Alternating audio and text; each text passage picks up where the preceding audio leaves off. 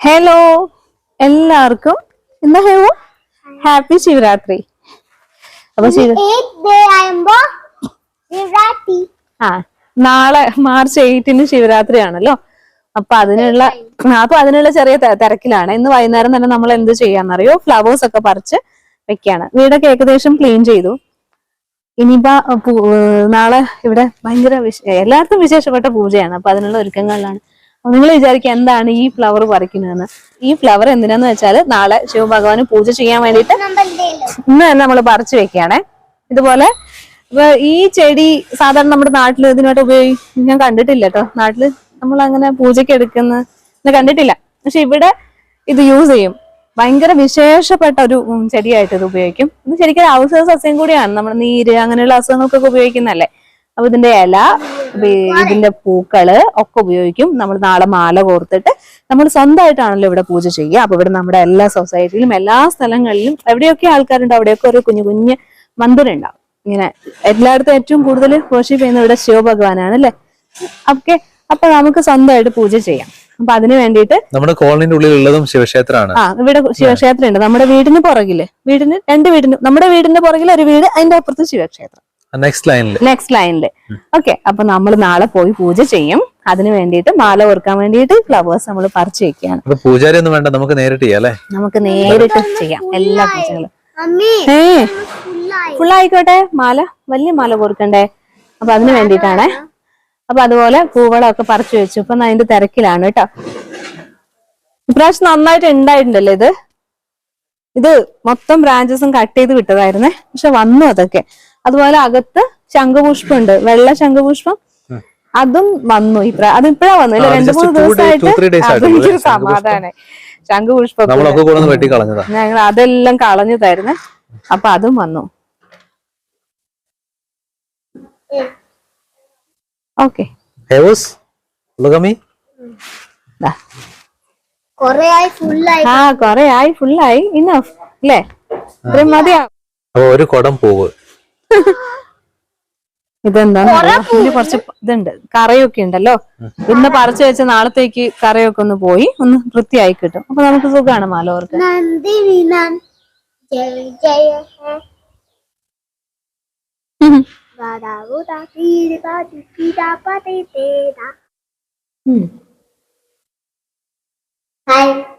ഇനി നമ്മള് നേരെ അമ്പലത്തിലേക്ക് പോവാണ്. അമ്പലത്തിലേക്ക് പോവാൻ വേണ്ടിയിട്ടുള്ള ഇതൊക്കെ റെഡിയാക്കിയിട്ടുണ്ട്. അപ്പൊ ചിലപ്പോ കുറെ പേര് ഉണ്ടാവൂല്ലേ.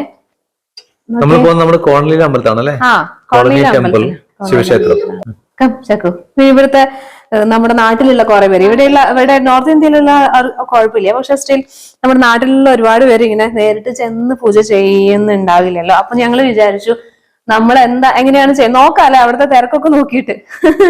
ഇന്ന്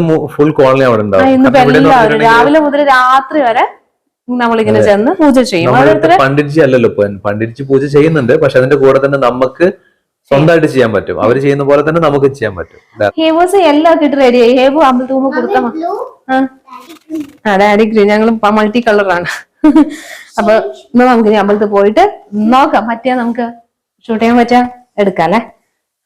ഷൂട്ട് ചെയ്യാൻ പറ്റിയാ നമുക്ക് ചെയ്യാം. ശരി, നമുക്ക് നേരെ വിടാം.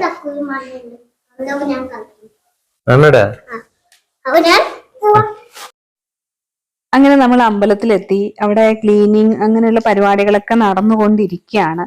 സാധാരണ ഈ സമയത്ത് നല്ലപോലെ ഡെക്കറേറ്റ് ഒക്കെ ചെയ്യേണ്ടതാണ്. പക്ഷെ എന്തോ ഇവിടെ ഡെക്കറേഷനും കാര്യങ്ങളൊന്നും ഇല്ല. ഒരുപാട് ആൾക്കാർ ഇങ്ങനെ വന്നുകൊണ്ടിരിക്കുന്നുണ്ട്. പിന്നെ കുറെ പേരൊക്കെ ചെയ്തു പോയി.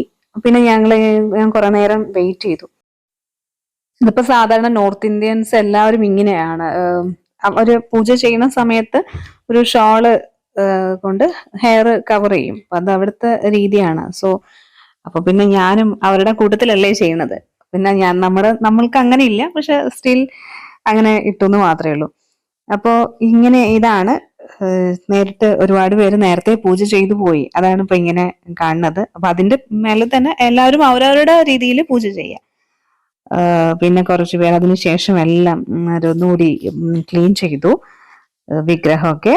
പിന്നെ അടുത്തടുത്ത് പിന്നെയും ആൾക്കാര് അവരവരുടേതായ പൂജ ചെയ്തു തുടങ്ങി. ആ വെള്ളമൊക്കെ ധാര ചെയ്യാനായിട്ട് കൊണ്ടുവരുന്നതാണ്. വെള്ളം, പിന്നെ കേട് കൊണ്ടുവരും.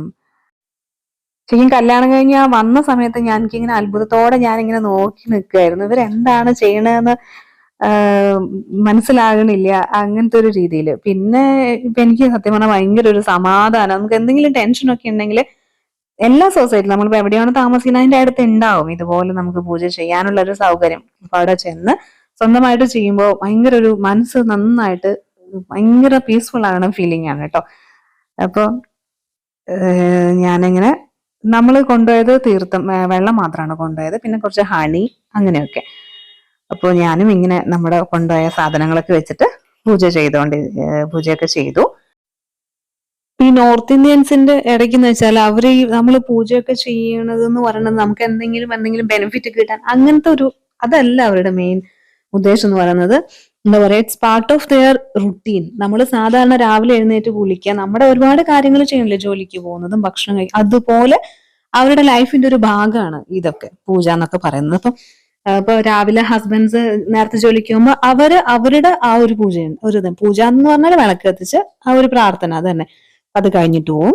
ഭാര്യമാര് അവരുടെ ജോലികളൊക്കെ ഉണ്ടാവില്ല, വീട്ടുജോലികൾ. അപ്പൊ 5 മണിക്ക് തന്നെ എഴുന്നേൽക്കുക, 6 മണി അങ്ങനെയല്ല, അവരുടെ വീട്ടുജോലികളും കാര്യങ്ങളും കഴിയുമ്പോൾ അവർ അവരുടേതായ പൂജയും കാര്യങ്ങളൊക്കെ ചെയ്യും. ചില ആൾക്കാർ രാവിലെയും ഉച്ചയ്ക്കും വൈകുന്നേരവും ചെയ്യും. അതൊക്കെ ഓരോരുത്തരുടെ ഇഷ്ടത്തിനനുസരിച്ച്, അതൊന്നും ഇവിടെ റെസ്ട്രിക്ഷൻസ് ഒന്നുമില്ല.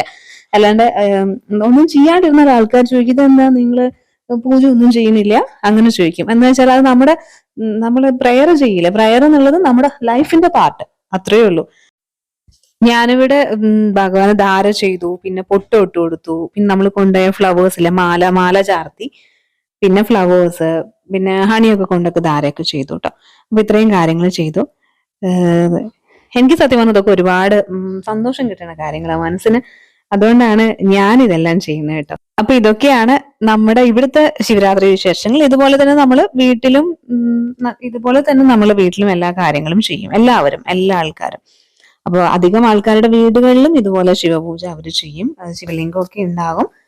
ഒക്കെ അങ്ങനെയൊക്കെയാണ്. എല്ലാവരും ഫാസ്റ്റിങ്ങിലൊക്കെ ആയിരിക്കും ഈ ദിവസങ്ങളിൽ. അപ്പൊ ഞാന് സാധാരണ നമ്മൾ ഇവിടെയുള്ള ഇങ്ങനത്തെ ഫെസ്റ്റിവൽസും പ്രോഗ്രാംസിന്റെ ഒന്നും വീഡിയോ ചെയ്യാറില്ല. ജസ്റ്റ് ഒരു കുറച്ച് സെക്കൻഡ്സിന്റെ റീൽസ് ഇടാണ് ചെയ്യാറ്. അപ്പൊ നമ്മുടെ പ്രേക്ഷകർ കുറെ പേര് ചോദിച്ചു നിങ്ങൾ വ്ളോഗ് ചെയ്യുമോന്ന്. അപ്പൊ വിചാരിച്ചു ഓക്കെ, ഇവിടുത്തെ ഒരു കൾച്ചർ അല്ലേ, അത് മറ്റുള്ളവർക്ക് പരിചയപ്പെടുത്തി കൊടുക്കുക. അപ്പൊ എനിക്കും ഇതൊക്കെ ന്യൂ ആയിരുന്നു ഒരിക്കലും. ഇവിടെ വന്ന ശേഷമാണ് ഇതൊക്കെ മനസ്സിലാകുന്നത്. അതുപോലെ തന്നെ ഇതെല്ലാം കാണാനും മനസ്സിലാക്കാനും എല്ലാം ആഗ്രഹിക്കുന്ന ഇഷ്ടപ്പെടുന്ന നമ്മുടെ പ്രിയപ്പെട്ട പ്രേക്ഷകർക്ക് വേണ്ടിയാണ് ഈ വീഡിയോ ചെയ്തത്, അത്രയേ ഉള്ളൂ. അപ്പോൾ ഇതൊക്കെയാണ് നമ്മുടെ ശിവരാത്രി വിശേഷങ്ങൾ. അപ്പൊ ഇത്രയേ ഉള്ളൂ, ഇതൊക്കെയാണ് ഇന്നത്തെ വിശേഷങ്ങൾ. പിന്നെ വീഡിയോയെ കുറിച്ചുള്ള കമന്റ്സ്, സജഷൻസ് എല്ലാം തീർച്ചയായിട്ടും അറിയിക്കണേ. അപ്പൊ ശരി.